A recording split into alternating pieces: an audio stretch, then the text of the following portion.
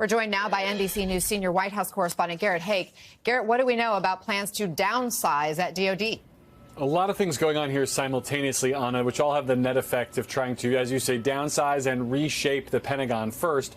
The staffers from DOJ are now inside the Pentagon looking through their budgets, looking through where costs are, looking at what headcounts are, as we've seen them do at other agencies.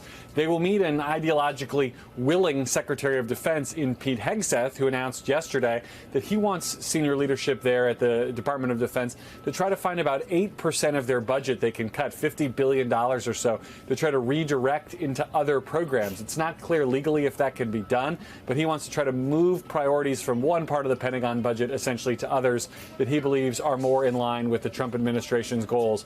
And on that end, 5 sources tell us, he also intends to fire, perhaps as early as this week, some senior officials, generals, senior officers either closely associated with Lloyd Austin, his predecessor in the Biden administration, or who backed priorities that don't align with the Trump administration. So a lot of shakeups happening potentially at the Pentagon. By the way, as congressional Republicans are still pushing to spend an additional $150 billion with a B on the defense budget next year. So not in alignment here across the Republican Party or the government.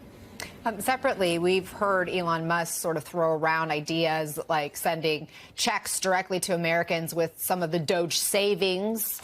And now President Trump is apparently on board.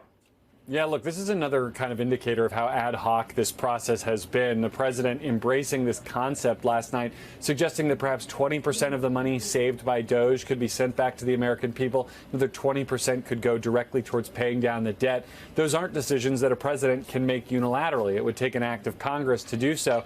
And by the way, we're not exactly talking about huge pots of money here. Even if you take DOJ at their upper end estimates of how much money they have found and saved, you're talking about maybe $30 a person to the American taxpayer. If you take it at the lower end, about $2 billion of savings, which some media organizations have done, you're talking about a little over $1. So, don't go spending it all in one place, at least not yet, Anna. What can you buy for $1 these days? Garrett Haake, thanks so much. Let's discuss now with 2 MSNBC political analysts, Democratic strategist Basil Smikle and Republican strategist Susan Del Percio. Basil, this idea for DOJ checks, 20% to Americans, 20%, going back into, I guess, paying up the deficit. Mm-hmm. We don't know where the 60% that's left is going to end up. But is this a workable idea?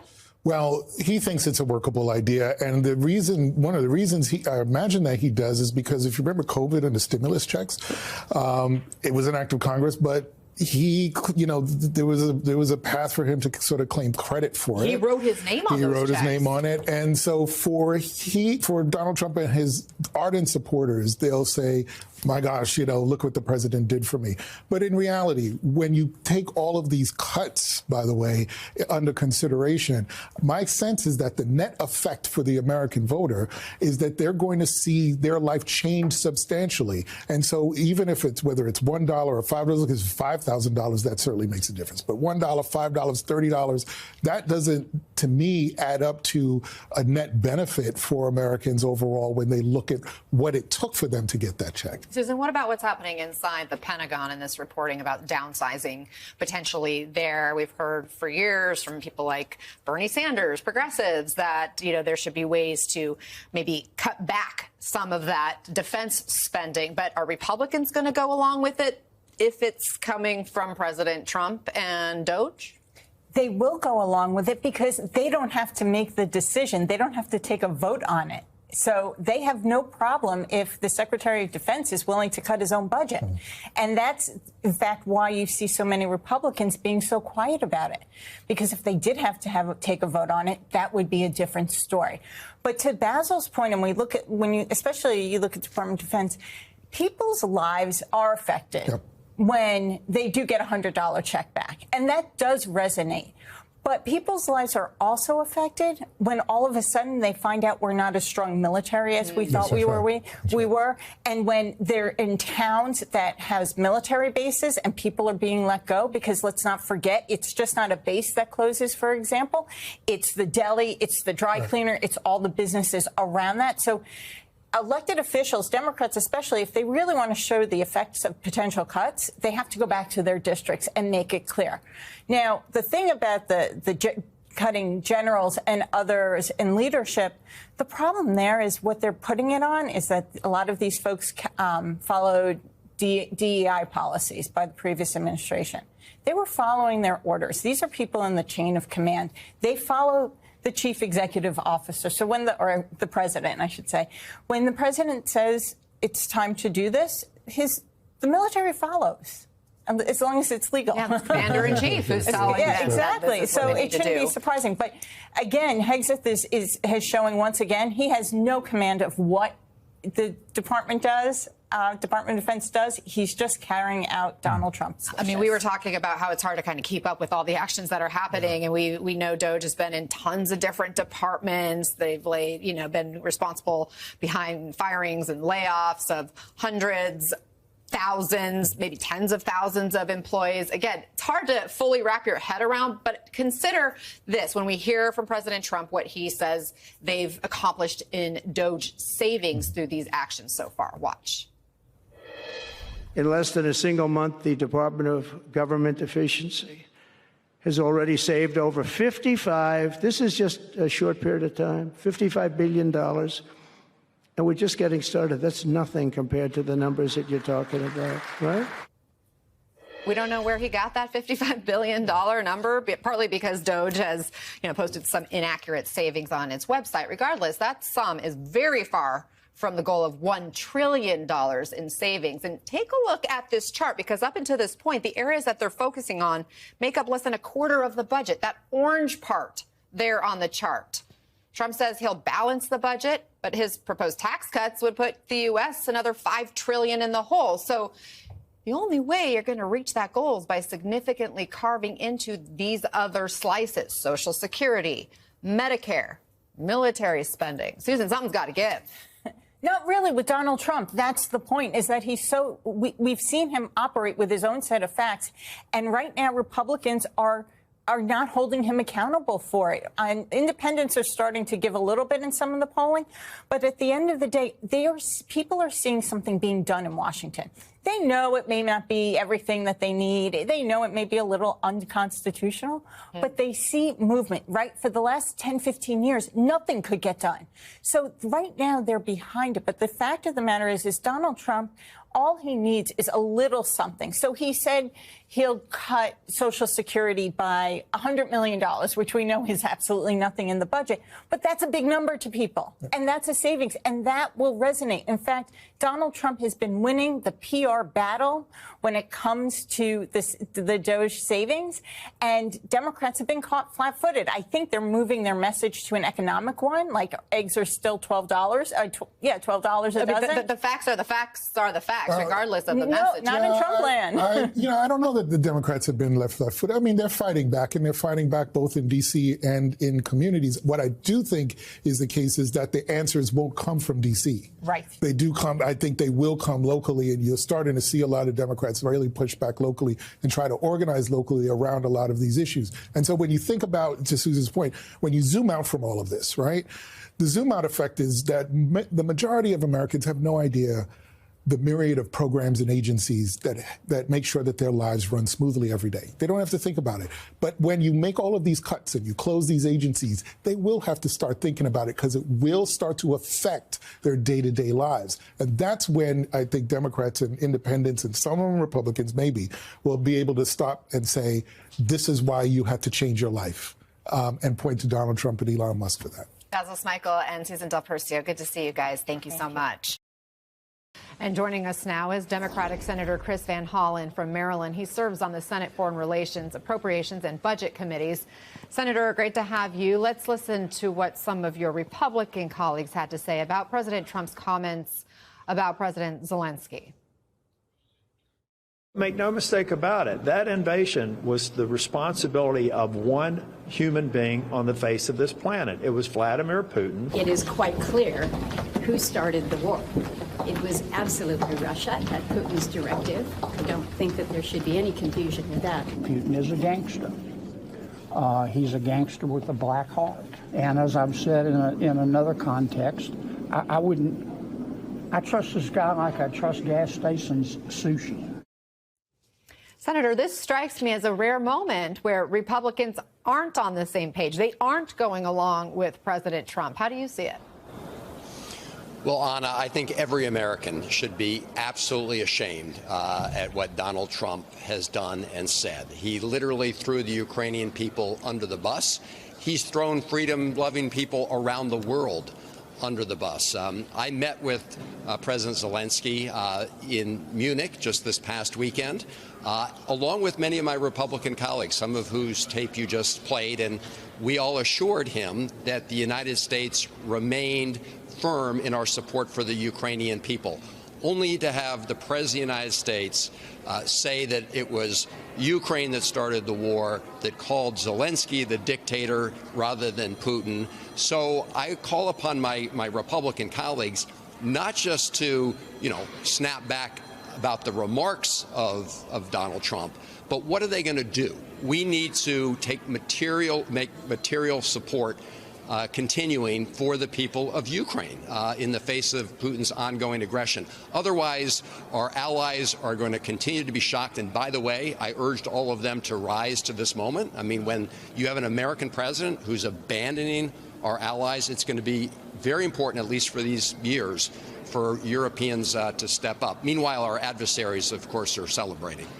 I mean, the Trump administration has signaled it wants concessions from Ukraine to end the war. But what should the U.S. be requiring from Russia? Well, and here's the other part of the problem. Everybody would like to see negotiations.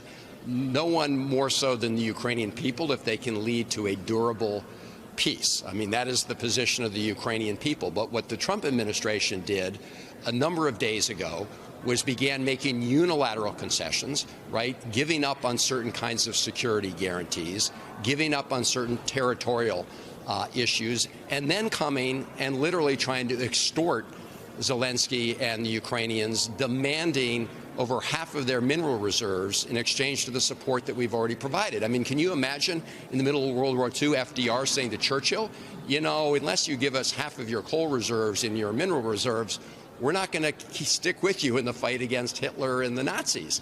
That's outrageous, but that's what Trump has done. I mean, should Ukraine have to provide something in exchange for all of the aid that's been given? The Ukrainians are more than happy to figure out how we can have a long-term economic relationship and where they can, over time, help repay America and our European allies, by the way, who, when you look at the total dollars, have also put in almost as much as the United States to help, repay them over time. But to sit there and say, if you don't sign this document within 24 hours, you can forget all of our support. I mean, that is extortion. And I will tell you, Vladimir Putin is having his very best days right now, as is President Xi in China, watching what's happening. This is a moment, Anna, where it's not just what the president says. This reflects what he believes. This is a president who said about American combat troops who died in the line of duty that they were suckers and losers. That's the mentality he's bringing to this whole battle in Ukraine. Senator, quickly, before I let you go, Senator Mitch McConnell just announced that he won't seek re-election in 2026. He was the Republican leader for nearly 2 decades in the Senate chamber. How will his departure impact the Senate? Well, I just caught a piece of his sort of retirement speech indicating he's not running for re-election. Look, what you've seen from Mitch McConnell in the last few weeks was, of course, very different than Mitch McConnell when he was leader of the Republican Party. I mean, he's been liberated in a way. You saw him vote against RFK Jr. I just wish more Republicans would take the position all the time that their duty is to stand up for the Constitution and for the rule of law in America, because we're witnessing this huge amount of law breaking going on by Elon Musk and President Trump. So I hope that they will stand firm in support of the Constitution. Apparently, it requires a decision that you're no longer going to seek re-election for you to do that some of the time. If you need a window today into the Republican Party's complete capitulation to Trump's most dangerous and anti-democratic impulses, Their acquiescence to Trump this week as he parrots Putin's lies about Ukrainian President Zelensky is all you need to take in. Donald Trump openly musing that Ukraine, not Russia, started the war in Ukraine, calling President Zelensky an unelected dictator, casually undoing nearly a century of American foreign policy, that has not led to a stampede of Republicans demanding an audience with the president at the White House to try to persuade Trump or Vance or anybody else that Zelensky is the true American ally. Or as Lindsey Graham said to Zelensky 6 years ago to his face, quote, the best kind of ally for fighting Russia so we don't have to, end quote, tells you everything. As the cover of The Economist puts it, this is, quote, Europe's worst nightmare. And it may become America's worst nightmare as well, quickly. Americans have gotten very clear very fast on how they feel about it. 61% of all Americans disagree with Trump's version of events, which is a lie. They understand that, no, it was Russia that actually started the war. 81% of Americans say Putin should not be trusted, including a whopping 73% of all Republicans. And yet, even with this sudden burst of Americans saying, no, thank you, we don't want this, we didn't vote for this, Trump and his administration show no signs of reconsidering throwing Ukraine under the bus and driving America off a diplomatic cliff. Reuters is reporting that the U.S., quote, is refusing to co-sponsor a draft UN resolution marking 3 years since Moscow's invasion of Ukraine. That resolution backs Ukraine's territorial integrity and again demands Russia withdraw its troops. Two sources telling Reuters this, quote, Washington has also objected to a phrase in a statement the group of 7 nations was planning to issue next week that would condemn Russian aggression. Let that sink in. Today, Trump's national security advisor warned Zelensky and Ukraine to, quote, tone it down. J.D. Vance said out loud, quote, I really believe we're on the cusp of peace in Europe, end quote. And then there was the abrupt and unexplained cancellation of what was supposed to be a joint press conference following a meeting between Ukrainian President Zelensky and Trump's U.S. envoy to Ukraine, a meeting in which they were meant to discuss paths to ending the war that would safeguard Ukraine's interest. There was also hope that it might help diffuse tensions. It was scrapped. Whether any progress was made remains unclear. A news conference scheduled for after the meeting was canceled at the request of the U.S. Reporters who had gathered for the news conference were told to go home. Washington Post is reporting that as Zelensky and the U.S. envoy stood together, not for a press conference, but a photo op, quote, as the cameras clicked around the two men, Zelensky responded to the question on how he was doing by describing himself in a, quote, fighting spirit. Fighting spirit might be the only thing that stands between us and total capitulation. Here's how former Republican Congressman Adam Kinzinger puts it today, quote, there was a time not too long ago when America stood as the beacon of freedom, the defender of democracy, the steadfast ally of those who resisted oppression. Yet today, as I watch the behavior of our political leaders, the comments of an ever increasingly unhinged Trump, and the growing indifference of many Americans toward our role in the world, I have to ask a painful question. Are we now the bad guys? The shift isn't just concerning, it's dangerous. The world is watching. Our allies in Europe and Asia are questioning whether they can count on us, whether America still means what it says. Our adversaries, Putin, Xi, and every dictator with territorial ambitions, are licking their chops, waiting for America to fully turn inward, to abandon its role as the leader of the free world, quote, so I ask again, are we the bad guys, end quote. Are we? That's where we start today with Bill Browder, CEO of Hermitage Capital Management and head of the Global Magnitsky Justice Campaign, which seeks to expose corruption and is named in honor of a Kremlin critic, Sergei Magnitsky, who died in a Russian prison. We've wanted to talk to you for days now, and it feels like all of this is as public-facing as it's been. Both Trump's embrace of Putin's view of the war in Ukraine, of course, started by Putin, and the Republican Party's complete capitulation to things they said 48, 72 hours ago when it comes to how they see Putin, the way, a lot of ways similar to how normal people, how you and I see Putin, but nothing, not a word, not a peep, not a meeting, not a face-to-face with Trump to slow this down. Where are we heading? We're heading to a not good place, is my prediction. We have really an unbelievable situation. I mean, the one that particularly got me was the U.S. as a member of the G7 doesn't want to call out Russian aggression on the third anniversary of the war. I mean, that's not a very hard thing to do, and that's something that everybody has done. That's sort of stating the obvious. And so I'm very worried. I'm very worried for Ukraine. I'm very worried for Europe. And I'm very worried, as you said, for what this does to encourage other dictators around the world, because the whole point is that if there was a consequence to Putin, then there would be a consequence to the Chinese if they wanted to take over Taiwan and various other bad actors. And so this is a very worrying moment. And I can only hope that the circumstances don't turn out as bad as they look at this present time. Just so people understand the significance of refusing to sponsor a UN resolution, which is respectfully, I guess, to the UN, really just a statement of alliances. To refuse to sign on to a UN resolution is almost an unnecessary an intentional step to take, to step away from Ukraine if you wanted to. How is that seen inside Ukraine? I'm sure that everybody in Ukraine right now is just trying to imagine what the world will be like when Russia takes over. I mean, what's happened effectively in the last week or so is that America has abandoned Ukraine.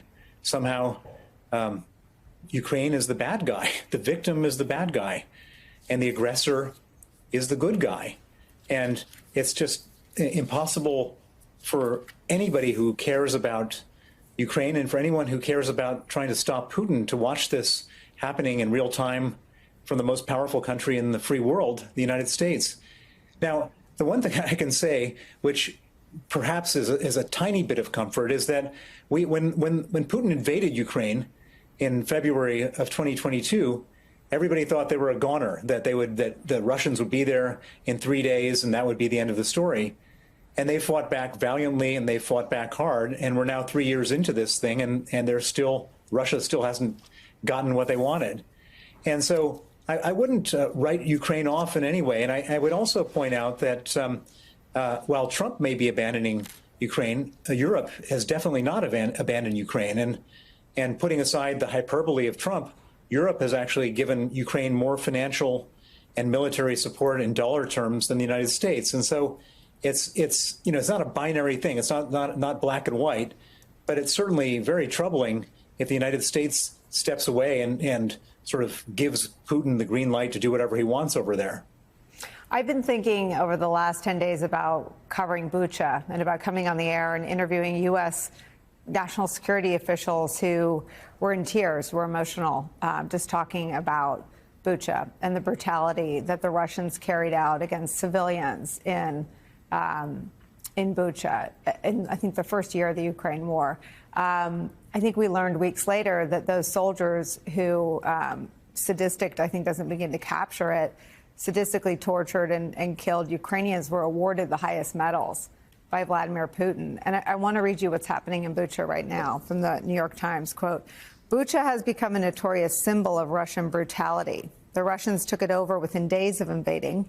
And in the month that followed, they killed more than 400 civilians, according to Ukrainian officials, leading to global accusations of war crimes. Images from that time ricocheted around the world.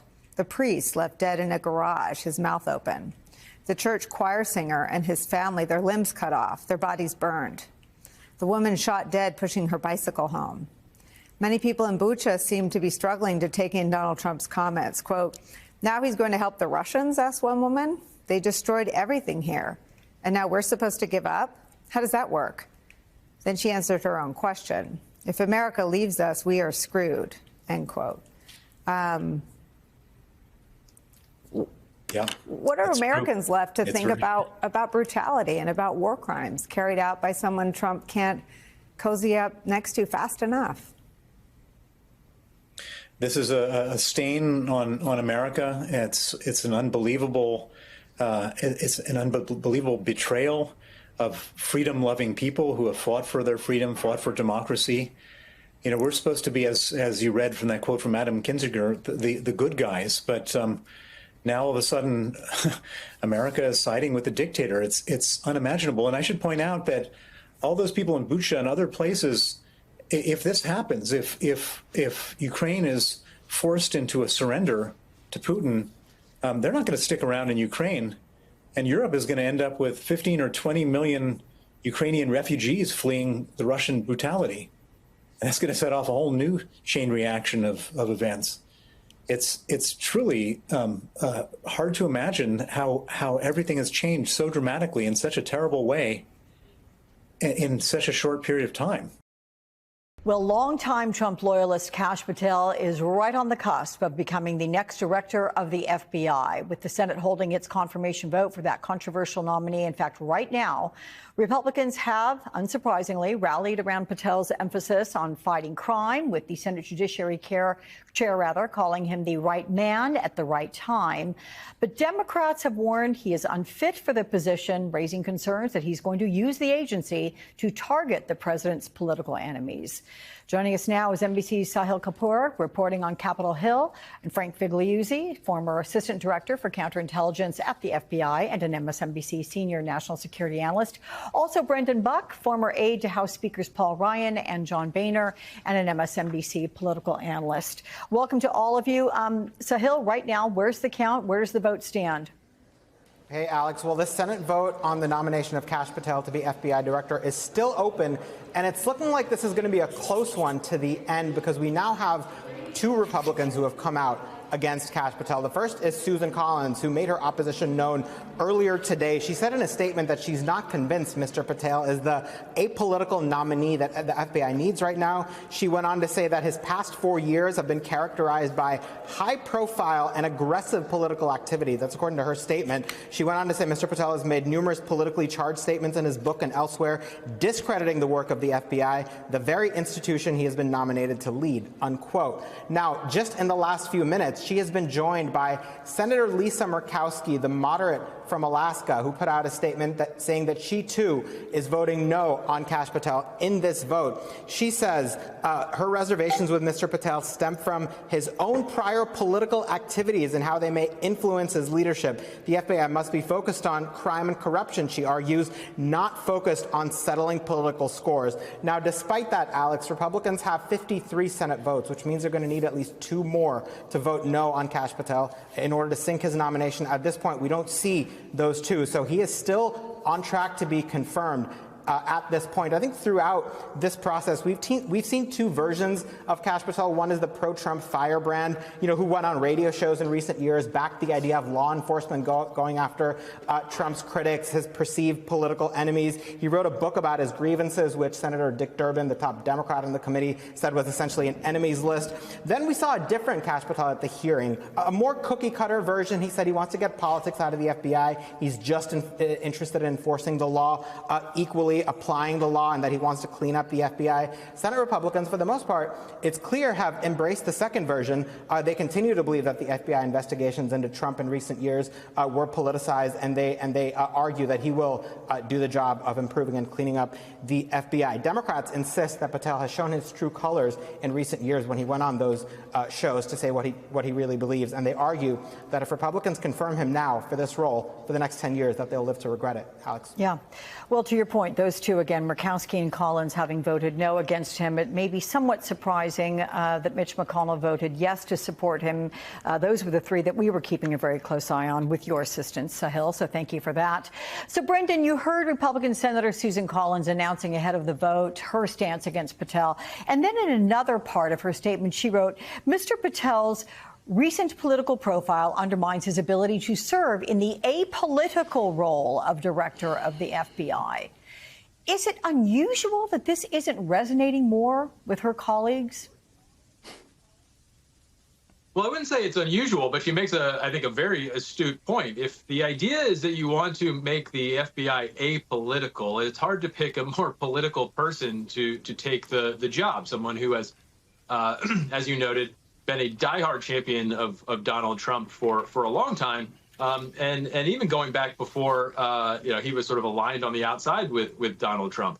Look, it's not surprising that Republican senators are not persuaded by this, though, and I think it's for an important reason.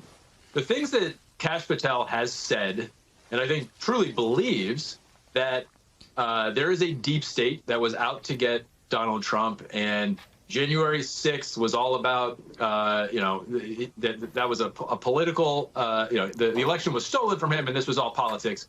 Those are all standard fare things that Republican senators are forced to say now when they go back to their states and they're talking to their constituents. Now, they'll say it with a bit of a wink and a nod, and the deep state. Kash Patel truly believes it, but the point is, you can't be against Kash Patel for believing in a deep state if you also have been talking about the fact that there's a deep state in the federal government. So none of the things that he has said publicly that I think get a lot of people upset are all that different than what most Republican senators basically say anytime they're back home in their states.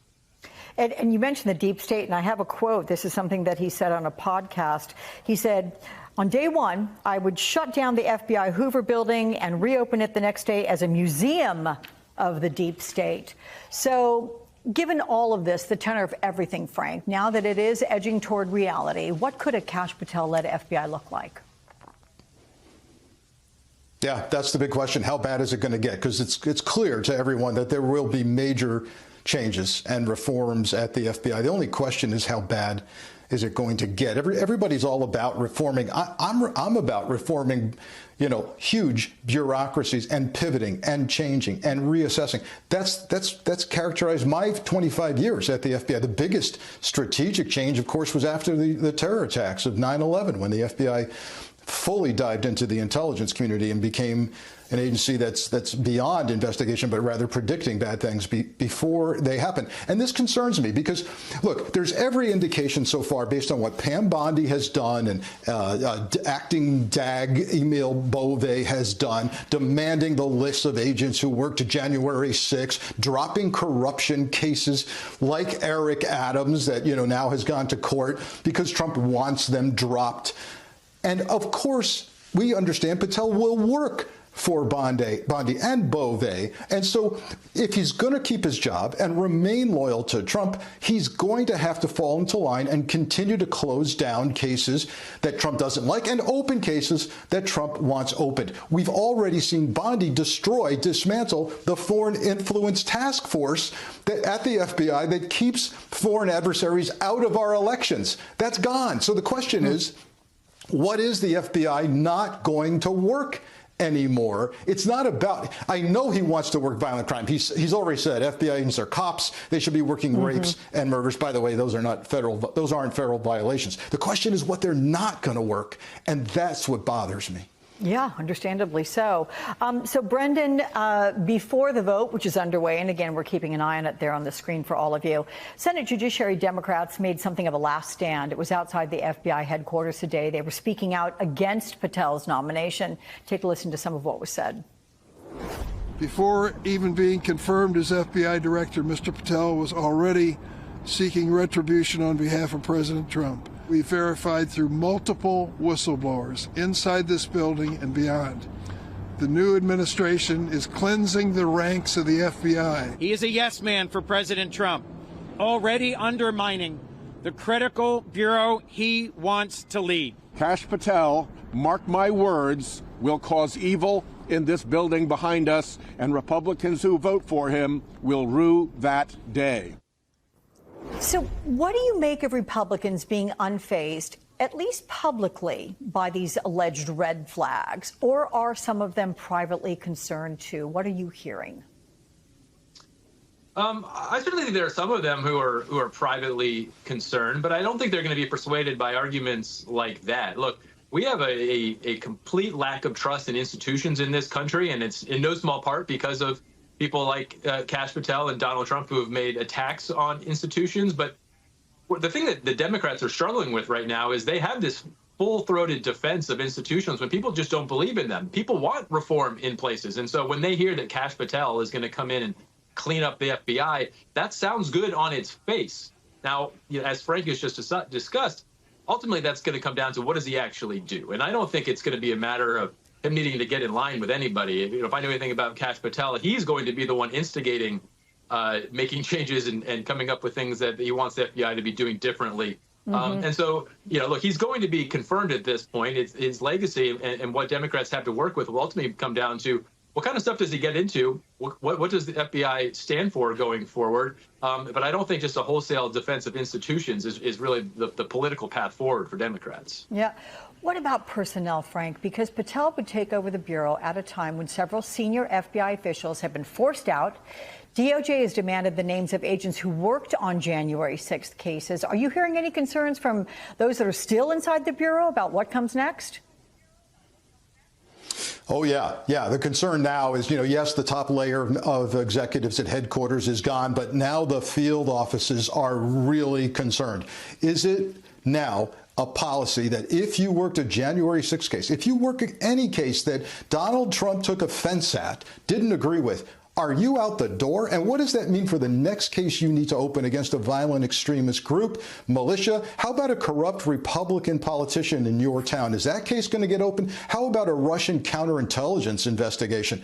Is the U.S. attorney that you have to partner with in your district to get a case prosecuted appointed by Trump now, right? We've fired all the U.S. attorneys. Is he going to accept your proposal for a new case when Trump doesn't like it? That's the concern in the field. And the idea that we now may fire all probationary agents. You're on probation for 2 years in the FBI. You'll wipe out hundreds, if not thousands, of agents that represent the future of the Bureau. And I just want to have our director, if we can, put up that count, the tally right there as we're trying to get to the very end. We're very close, everybody. Okay. To the vote, we're going to stay watching it. He has been confirmed. This has just happened, everyone. It is not a surprise. We figured this would happen. It would have taken a number of Republicans to flip away from the party and not vote on a partisan level, as we had expected them to do. We did get that from Lisa Murkowski and Susan Collins, but it would seem every other Republican has voted for Kash Patel and every Democrat has voted against him, with the final tally there, 51 to 49. So there you have it. It is a done deal, and there will be consequences of this as far as the Democrats are concerned, and Republicans will be happy that they are continuing with President Trump's agenda in confirmation of his appointees, both to cabinet and high-level positions in the government. I will thank you right now, Sahil Kapoor, Frank Figliuzzi, and Brendan Buck. All right, lots to discuss with our reporters and analysts. With us now, NBC News senior White House correspondent Garrett Haake, New York Times reporter Jeremy Peters. Also joining us, Alencia Johnson, former advisor to Biden's 2020 campaign, and John Kasich, former Ohio governor, congressman, and presidential candidate. He is now an MSNBC political analyst. So, Garrett, what do we know about let's start with the Pentagon, the cuts there, and of course, it's the biggest source of federal spending. Yeah, Anna, if you want to really make a difference on federal spending, you have to go where the money is being spent. And when it comes to so-called discretionary spending, the biggest bucket is at the Pentagon. We know that officials from DOJ are inside the building looking for places to cut spending. We know what Elon Musk's targets have been. He's blasted things like manned fighter jets, saying that those are programs that are wasteful and will be replaced in the future. And we also know that the defense secretary himself has given guidance to senior staff at the Pentagon that they need to be looking for about 8% of the budget in savings for next year. That's roughly $50 billion. He wants to either cut that money or redirect it to other programs that he believes are more in line with the Trump administration's priority. And this comes on the heels of these cuts that we've been seeing go agency by agency, which, interestingly enough, because of the makeup of the federal workforce, have disproportionately affected veterans. I've had the chance to talk to many of these people who've been laid off, including a man I spoke to yesterday named Andrew Lennox, who was fired from his job at the VA. He was a Marine for 10 years before he went to the VA to try to help his fellow veteran. And he encapsulated, I think, pretty well the frustration that so many are feeling at the haphazard nature of these cuts and the way federal workers are being made to appear as villains. Listen to part of our conversation. It's convenient to create an enemy that everyone's against us, but we're federal work. I'm just trying to help veterans. It's postal work. It's all these people. We're not some deep state that has ulterior motives. I want to go to work. I want to help veterans. and I want to do it again, and I'd like to do it continually. And like, I don't want to be dragged into these politics. It's worth noting, Anna, like the 80% of federal workers who live and work outside of D.C., Andrew lived in Ann Arbor, Michigan. There are more cuts rumored and being reported today, including at places like the IRS, which, of course, has offices all around the country, far out of Washington. And we're just going to have to keep on top of the sort of ripple effect of all these cuts as they're coming in day after day. And it's important to hear directly from those impacted. They're not just numbers. They're people with families and livelihoods. Garrett, thanks. Stay with us. Governor Kasich, we need a reality check from you because the president and Elon Musk are touting these DOGE cuts in tens of billions. But the Trump agenda, if enacted by Congress, could add trillions to the ballooning U.S. debt. So what do you think of all this as a former Republican member of Congress and the Budget Committee chair? Well, Anna, first of all, I don't know how much they've actually saved. I mean, they were originally saying they were going to save a couple trillion, then they backed off of that, and now we're at 50 billion. And I don't know 50 billion, which is a drop in the bucket of trillions. I don't know if it's real. Yeah, I don't even know if that's real because a number of these things would have to be approved by Congress. But, you know, look, the problem we have, Anna, is we're at 36 trillion in the hole right now, and it's going to grow. I mean, these budget resolutions, both out of the House and out of the Senate, particularly out of the House, I don't see how they have the means to really enforce the recommendations they have for savings. Let me just try to speak to people. When you get that much debt, the problem you get into is that people who buy your debt begin to wonder whether it will ever be paid back. And if that doesn't happen, you have to offer them more money to get them to lend you money, which drives up the debt. And in addition to that, when the time comes that people really don't want to buy the debt, then you run a printing press. And when you start doing that, Anna, you really can devastate people's savings. It's a terrible situation. We don't know when it's going to happen. You talk to brilliant people on Wall Street. You talk to people who have been in business. It's someday the day of reckoning will come if Congress doesn't get serious about these things. But we don't know when it's going to happen. But at some point it will. So we all root for change. We want things to be shaken up. But it's better to do it from the inside out than the outside in because you create chaos. And if you noticed, Anna, his numbers have sort of come down when people look at the chaos.